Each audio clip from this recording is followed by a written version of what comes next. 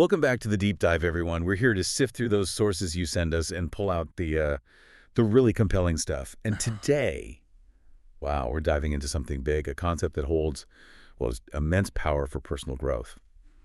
Personal agency? You gave us a fantastic mix. I mean, thinkers like Naval Ravikant, Seth Godin, very current, but also, wisdom from way back. Confucius, Aristotle, Plutarch, real heavy hitters. Yeah, it's quite the lineup. And the thread connecting them all is this idea, this really profound idea that you are the main architect, of your own growth, your transformation. So our mission today is basically to unpack this, show why it's not like pessimistic, but actually freeing. Liberating, yeah. And how you can actually build your own framework for a life with, well, purpose and meaning. And what's really striking, I think, is how all these voices, across centuries, different cultures, they all land on a similar core truth, that looking for someone else to save you, it's kind of a distraction, a mirage almost. So we'll connect those dots. We want to show not just what personal agency is, but really why it matters so much today, especially with, all the information, all the advice flying around. Absolutely. And just so we're clear, when we say personal agency, what exactly are we nailing down?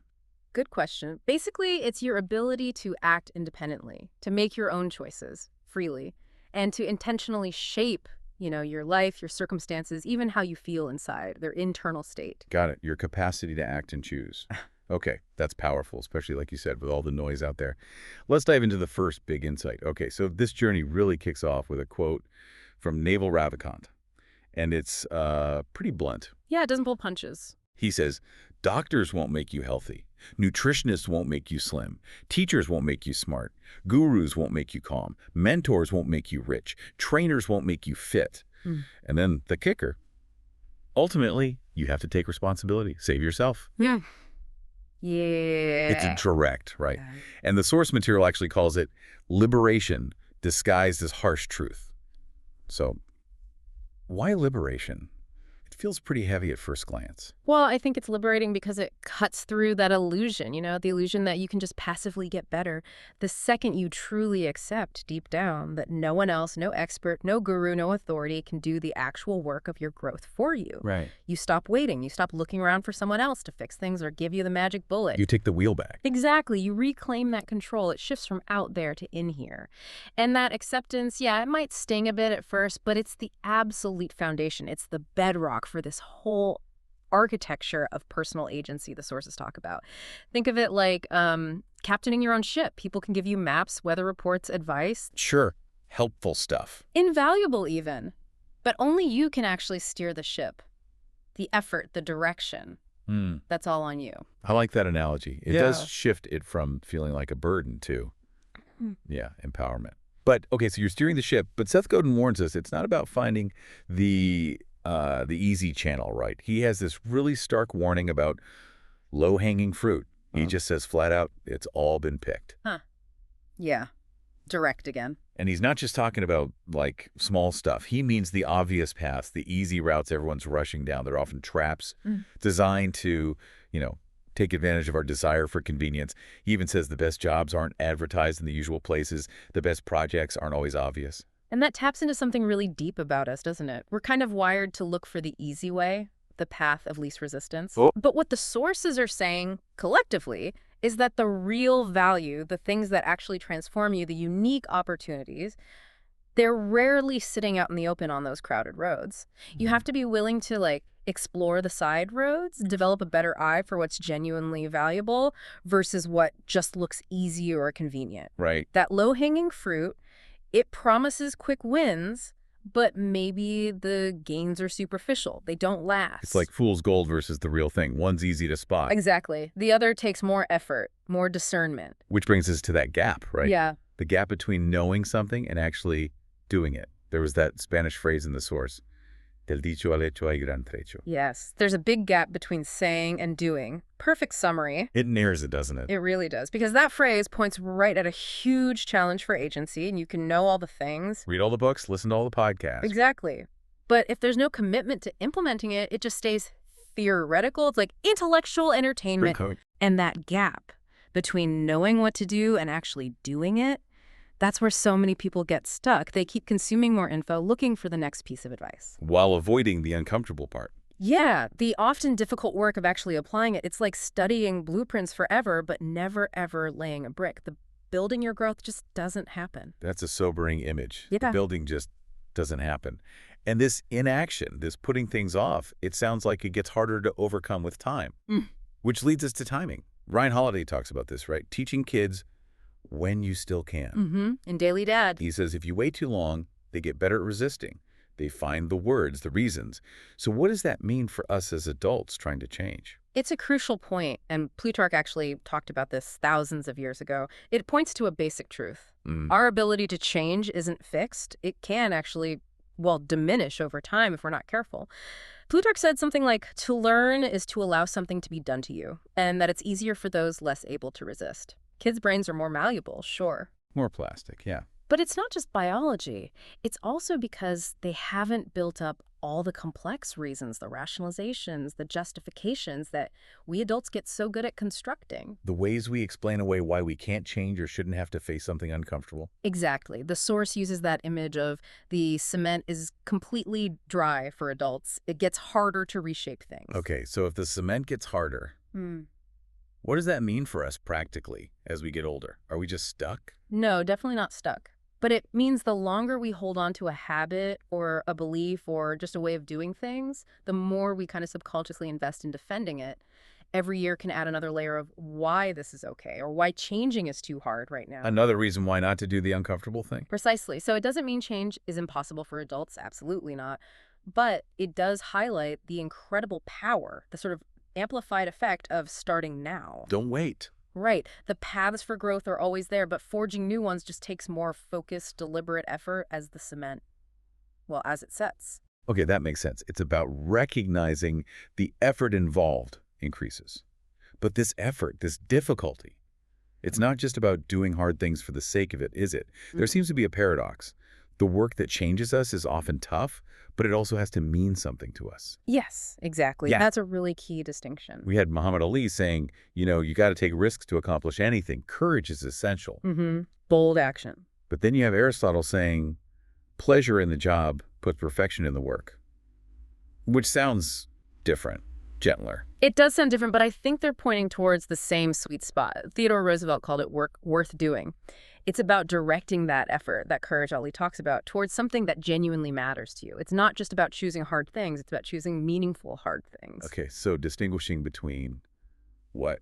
Like the discomfort of growth versus just pointless struggle. Exactly. Differentiating the temporary, often uncomfortable feeling of stretching yourself, of learning, of growing, versus that soul-crushing feeling of just being busy with stuff that doesn't resonate, that feels empty. Right. When you're really into something, like the source mentions loving soccer, like practice doesn't always feel like work, does it? It feels like dedicated play almost. Yeah, it can be hard, but you want to do it. You want to do it, that connection, that personal meaning. That's the fuel. That's what makes the effort sustainable over the long haul. That's essential for real agency. Okay, so find the work worth doing, the meaningful struggle. How do we actually do that work effectively? How do we get past just knowing about it? Confucius had something powerful here, right? Oh yeah, the classic. Tell me and I will forget, show me and I may remember, involve me and I will understand. Such a great line. It's a direct challenge, really, to how we often consume information today. Think about it. Are you just passively taking stuff in, or are you actively engaging with it, getting your hands dirty? Right, scrolling versus doing. Oh, totally. True learning, the kind that actually changes you, builds new skills, deepens understanding. It's not a spectator sport. You got to participate. Reading about fitness doesn't build muscle. You have to lift the weights. Studying nutrition doesn't change your diet until you actually change what you eat. Like learning to ride a bike. You can watch videos all day. But you only learn balance when you're wobbling around actually doing it. That gap between knowing about something and truly knowing it, it's only bridged by experience, by getting involved, wrestling with it, trying, maybe failing, trying again. That's where the understanding clicks. Knowing about versus knowing. That distinction is key. Okay, so we need responsibility, meaningful work, active involvement. But amidst all this striving, this effort, one source threw in something beautifully simple, almost mundane, but critical. Ah, the mammalian reminder. Yeah. Join the other mammals and sleep when it's dark. It's brilliant, isn't it? Because it's so easy to forget in our rush to optimize everything. Totally. biohacking, productivity schedules. Right. We start thinking we're just brains in jars or productivity units, but we're not. We're animals. We're biological creatures with fundamental needs. Sleep, rest, rhythm. You can't just optimize those away indefinitely. This mammalian humility, as the source calls it, is crucial. It stops this whole personal agency thing from becoming just another way to beat ourselves up, another impossible standard. We're just burning out completely. Exactly. If you ignore your basic biology, sleep, downtime, recovery, you're not boosting your agency, you're undermining it. You're literally depleting the resource you need to be agentic. So the goal isn't to, like, transcend being human. No. It's to work skillfully within our human constraints, recognizing that real sustainable growth happens when we respect our biology. It's the foundation for everything else. Self-care isn't selfish. It's strategic for agency. Working with our nature, not against it. I love that. Okay, so the source then kind of pulls all these threads together. It talks about the architecture of personal agency with specific load-bearing elements. Yeah, let's quickly recap those pillars because they really form the framework. First, the foundation. Really accepting deep down that no one else does the growing for you. Guidance is great, essential even, but your participation is non-negotiable. Okay, bedrock acceptance. Then, the framework. Basically, give up the hunt for easy fixes and shortcuts. Yeah. The paths that really matter. Usually not the most obvious ones. You got to look deeper. Right, no more low-hanging fruit obsession. Third, timing. Act now. Act while change feels most possible. Resistance, inertia. It builds up over time. Early action has extra power. Don't wait for the cement to fully dry. Exactly. Fourth, materials. Choose work, choose efforts that actually mean something to you personally, not just stuff that looks good on paper or impresses others, meaning fuels the engine. Work worth doing. Fifth, the process. Get involved, engage directly. Don't just consume information, do something with it. That's where understanding happens. Participation, not passivity. Involvement, not just observation. And finally, maintenance. Honor your biology. Remember you're a mammal. Sustainable growth needs rest, recovery, respecting your limits. Sleep when it's dark. Fundamentally, yes. So when you put it all together like that, Yeah.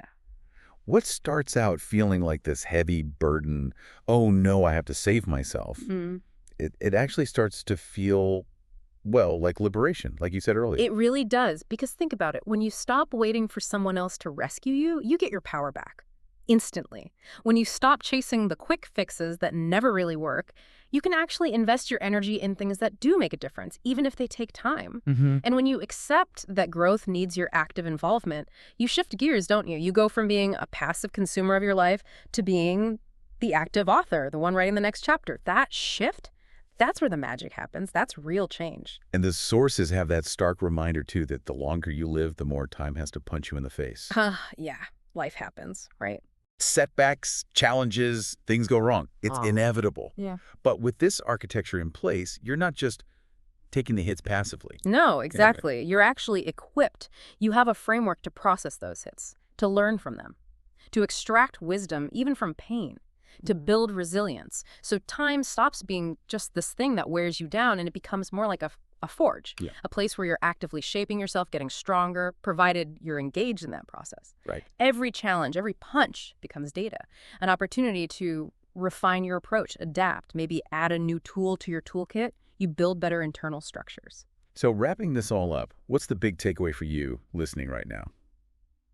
In this world just saturated with advice, quick fixes, gurus promising the moon, maybe the most radical thing you can do is just make that quiet, firm decision to take full conscious responsibility for your own journey, your own development, not because help isn't good or people can't support you. No, not at all. Support is vital. But because ultimately there's core work that only you can do. Nobody else can step inside and do it for you. Well said.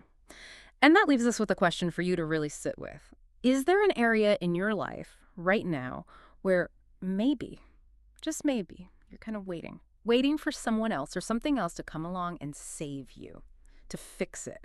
And if there is, what's one small step? Doesn't have to be huge. One small, meaningful, concrete step you could take today to start actively building your own architecture of agency in that area. It's not about becoming perfect. It's about deliberately moving towards being the most capable, authentic version of yourself you can be.